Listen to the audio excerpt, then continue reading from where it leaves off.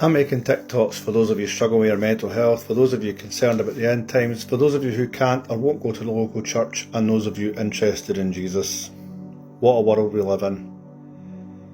I've had a couple of things in the last week or so that were incredibly challenging.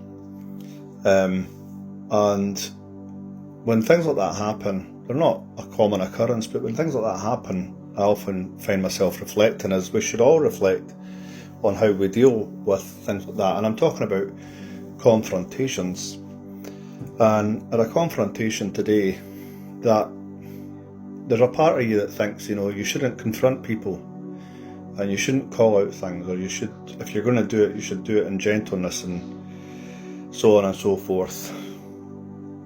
And as a Christian, in fact, there's nothing to do with being a Christian, but I think partly upbringing, maybe cultural examples, has been that you don't raise your voice, you don't call people out, and like everything should be peaceable. But what if someone is doing something that is threatening to somebody else, that is dangerous to somebody else, that is obviously wrong, and not just in Christian terms, but it's obviously wrong and should be confronted? And in the past I would be timidly going to confront somebody, but I found as I've got older and experiences brought me to a point where I'm more ready to confront people with wrongdoing. And I'm not talking about personal sin. I'm talking about sins against others, or sins against those who are weaker than the person committing the offence. And I suppose I would like to address those of you who are struggling with your mental health, who maybe have put up with things for too long from loved ones or colleagues or fellow pupils, fellow students, a spouse, a family member. And not to encourage you to go ending relationships or going into a situation all guns blazing, but to encourage you to perhaps think that, maybe this is something that the only way you're going to solve this is if you do confront it.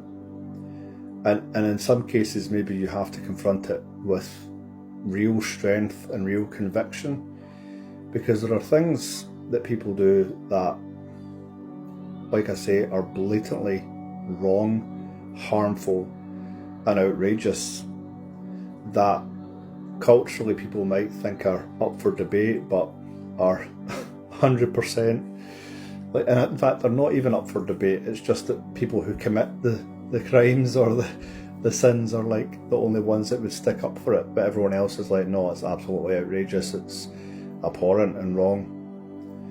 And so I'm really just encouraging you to not think, when you're doing your reflecting, yes, reflect on your part and what's causing you to feel the way you're feeling.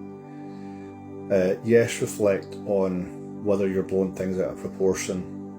Reflect on whether you're blaming other people for something that you shouldn't be blaming them for.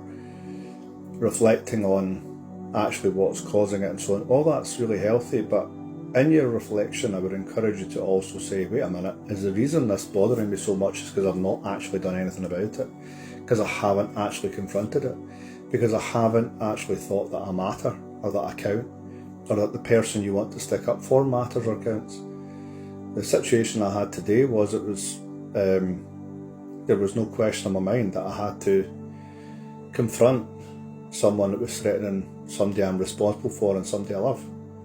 There was no doubt. The only doubt was, maybe I could have used better language, But all in all, you have to say, well, okay, God, I'll put myself before you.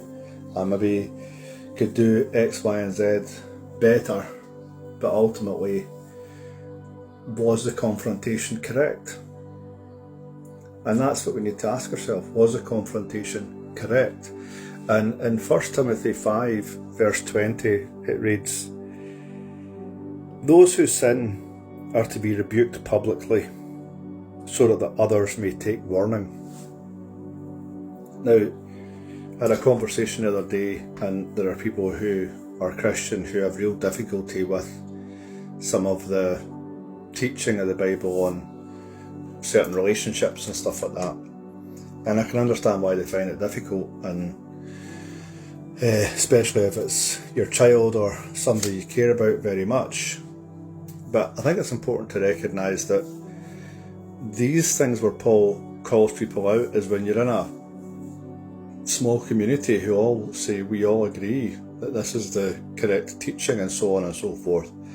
If you're joining a church community and you clearly don't stand with that community on certain biblical teaching, why are you there? You know, like, go somewhere that you do agree with. You know, there's plenty out there. So there is scriptural basis for confronting people. Jesus flipped tables, and people thought that was outrageous. And Paul tells a church to basically excommunicate, like chuck somebody out the church, and because they was like basically sleeping with their mother-in-law or something like that. It's like Paul's like, you guys have all agreed, you all follow Jesus, you've all got the standard, like, and this guy's just blatantly and flagrantly doing something that totally opposes everything that you stand for. How can you possibly be saying we stand for X, Y, and Z, and quite happily allow someone to continue to sin so publicly? I'm just speaking to you to say, if you're in a position where you feel like your whole life you've been told not to speak up, and not to complain, and not to confront, and not to call out wickedness or evil or threats or dangers, then you've not been taught the Bible correctly. And this gracious, loving Jesus has been the thing that's been the most important thing pressed upon you. And it absolutely is when it comes to when you're sharing the gospel. You absolutely want to show what Christ came to do. But when you've got people messing about with other people's health, mental health, relationships, spiritual life, they absolutely should call it out. Absolutely. Look what happens when you don't. Look what happens to the big Christian institution and denomination and all the scandals that came out because people didn't do anything and the authorities didn't do anything, and they weren't the only one. There's constant situations where people like churches, organisations, various groups just don't do anything. It's called whistleblowing. And when you whistleblow, you do feel guilty. You do feel afraid and frightened because you know it's going to upset people, and upset people that maybe you respect. But there is a time and a place for this. And so I'm encouraging you, if you feel beaten down and like you've been silenced by your upbringing or your culture, I would encourage you to truly reflect, search your heart, and seek counsel from someone that is going to tell you the truth, somebody truthful, somebody that's, truthful and encouraging, someone who's compassionate, someone who's reasonable, rational, and just say, look, this is what I'm struggling with, or this is my concern, or this has happened, or this person did this and I don't know what to do and it's eating me up.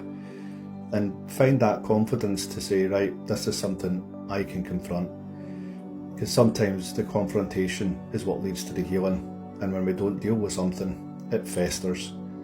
So I hope that's helpful to some of you. God bless.